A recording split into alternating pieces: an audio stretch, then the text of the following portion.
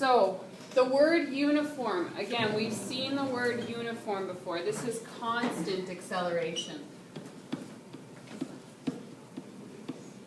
So we're looking at a constant rate of acceleration, which is non-uniform motion.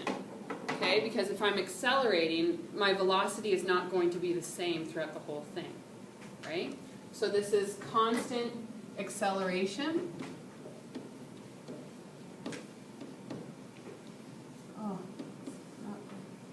Which is the same as saying that we have non-uniform motion. So our velocity is changing, but our acceleration stays the same. Okay? So before, our other lessons was where velocity was the same. Now acceleration is what we're talking about. So acceleration, it's a vector quantity. That's why we have the arrow over top of the A. Okay, so it's a vector, both magnitude and direction. In uniform accelerated motion, acceleration remains constant, but velocity is what's changing. That's why it's non-uniform. Okay, remember that uniform motion is when velocity remains constant, which means there's no acceleration. So again, as I said, if we have acceleration, that means our velocity is changing. Instantaneous velocity means the velocity of an object at a specific point in time during non-uniform motion. So if we're accelerating, and we can find the velocity still at one point. So there's different velocities as you accelerate. So where that car was starting and then it accelerated really quickly, the velocity at this time, this time, this time, and this time are all going to be different, right? So we can find the velocity at that time. But to find acceleration, we need to look at initial and final. So as I mentioned, there's several different formulas that we need to know about. Now, like I said, you don't have to memorize them, but you need to know how to rearrange them. So let's do the first one. A with your arrow over top is equal to delta V with the arrow over top over delta T. Or we can rewrite that as A with the arrow over top equals VF minus VI divided by delta T. Okay?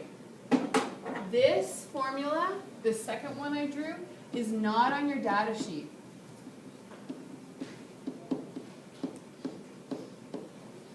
But this one is.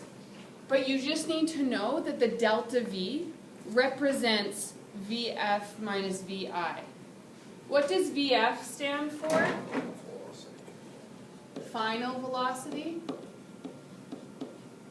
And VI stands for initial velocity.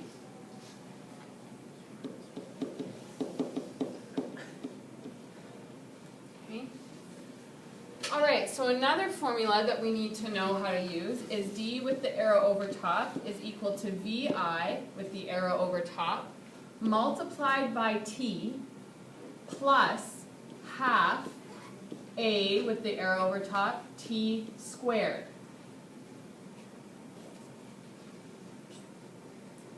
So that, again, that's the formula you have in your data booklet, but say you were asked to find A. You need to know how to manipulate the formula. That's why we were practicing how to manipulate formulas. The next one, D with the arrow, is equal to VF with your arrow times by T minus half A arrow T squared.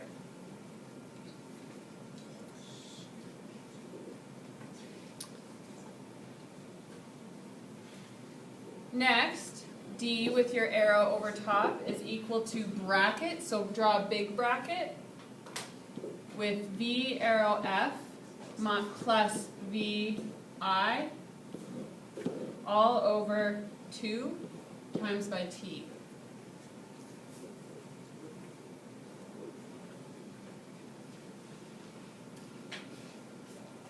And the last formula is VF squared equals VI squared plus 2AD. Oh, and with all my arrows too, I should draw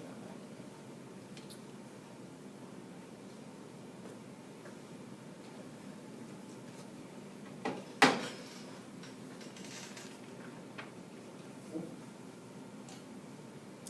Okay, so our codes for all of these things, where D with your arrow is displacement, T is in time, VI is initial velocity, VF is final, and A is acceleration, with all of our corresponding units. So now, since all of these have arrows over top, except obviously time, because time can't have direction except for in space-time continuum, then these are all vectors. So it's really important that we keep in mind direction and that we translate that direction into either that plus or minus, right? So that if it's north, up, right, east, we put a plus sign. If it's south, west, down, what am I missing? Left. Okay, so maybe you can make a note to yourself here. Everything that's negative, everything that's positive. So, south, west, down,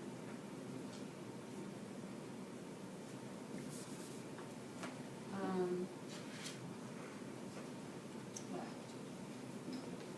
north, east, up, right. And also positive can be initial direction, and negative is change direction.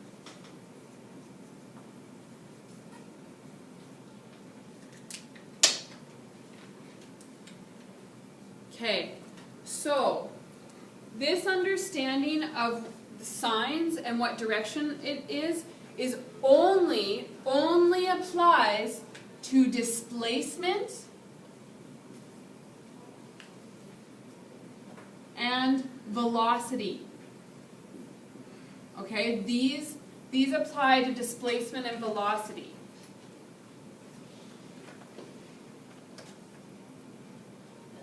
So I'm going to show you something new next that's a little bit different for acceleration.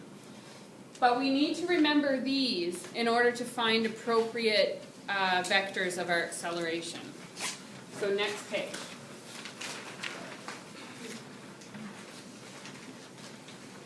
Oh, just a note. How do you know which formula to use? There's like 5, right? Or 6. How many? Whatever. 5. There's like 5 formulas. Well, which one do you use? Well, what you do is you write down everything in the question you know. Say you know A and VI and T.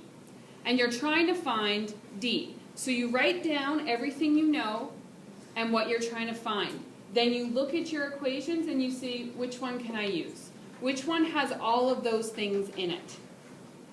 Okay? So it's like putting the puzzle pieces together. And I'll show you examples of that, like lots of examples. The only equation you never use for acceleration is V equals D over T. You don't use that for acceleration because we need to look at more things than just one velocity. We need to look at initial, final, etc. Okay? So, now, for our direction of acceleration, it depends on 2 things. So this is very important, okay? If the object is speeding up or slowing down, and if the object is at a positive or negative velocity direction. So if it's going north, if it's going south, if it's going, etc., okay? So our general principle is that if an object is slowing down, then its acceleration is the opposite, okay? So let's think about this logically, okay? So say we have a car slowing down. So draw a car. Yes, I know, it's great. So that's my car, okay? Say my car is initially traveling right. So I'm going to draw an arrow with a V over top of, signifying that my velocity, I am going to the right or to the east, okay? That's my direction. So I'm going to write here, number 1, car initially drives, let's say right, at, yeah, that's all we'll fit. The car is initially driving right. But let's say that they put the brakes on. Which way is the acceleration, think about it like this, which way is the acceleration pushing the car? Backwards, right? So it wants the car to slow down, so that is the acceleration is gonna go the opposite way. So now my acceleration is going backwards. So I write, then brakes go on, and the slowing of the car is opposite to initial direction.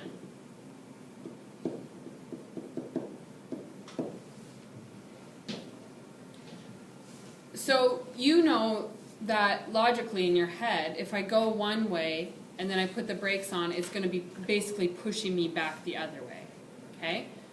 That's all this is saying. If an object is slowing down, then its acceleration is in the opposite direction of its motion. Okay? So if you get, sometimes with physics, if we put things in words, I don't know about you, but for me, I find it more complicated. But if you think about it logically, it's like, oh yeah, okay, I know what that means. Okay?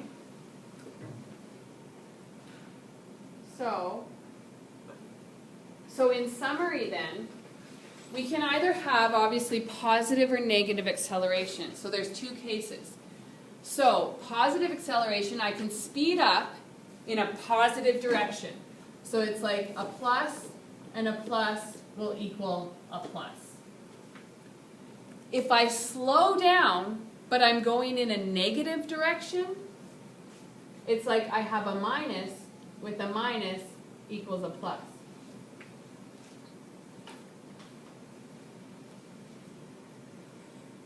So that's how I get positive acceleration. So now for negative acceleration, there's two scenarios as well. Either I'm speeding up, which is a plus, in a negative direction. So overall that gives me a negative. Slowing down is a negative. In a positive direction also gives me a negative.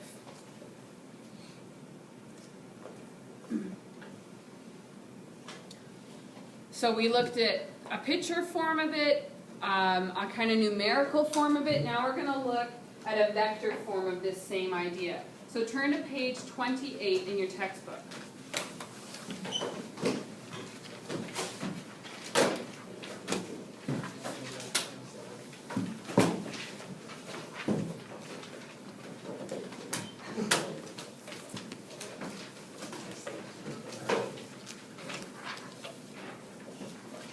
So page 28 in your textbook, at the bottom where it says negative acceleration does not necessarily mean slowing down. That's basically what we just talked about, but I want us to look at the physics insight, that little red box on the side there. So this thing, this little red box, okay, yeah, red box, physics insight. We're going to copy out those vectors.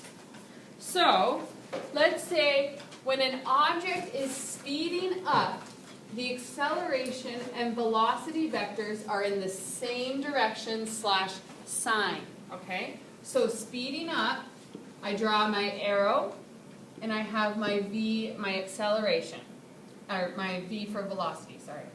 Another arrow with my A.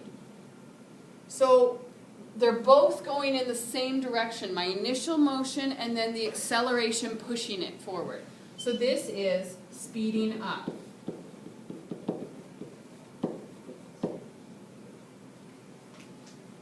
Again, I could have the object speeding up but it's just going the opposite way. So I have my velocity now going the other way, and the acceleration though is still going the same way. So since they're going the same way, it's still speeding up.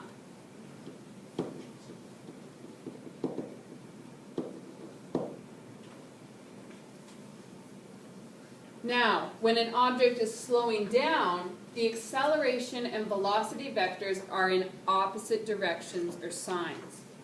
So we have our arrow with a V and our arrow with an A. But this time they're going in opposite directions. So say again, this is my car moving forward, and I put on the brakes, the acceleration slows me down. So this is slowing down. I could have a similar effect, but just flipped. Say my initial direction is going the other way. I put the brakes on and it's pushing my car. This again, slowing down.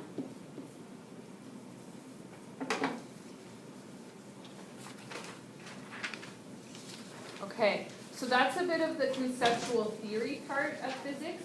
Sometimes, I don't know about you, but it takes me a while to wrap my head around that. So it would be good before class on Monday, even if it's like at noon on Monday, that you just review these notes so that it kind of sinks back into your head what this whole concept of acceleration is. Okay?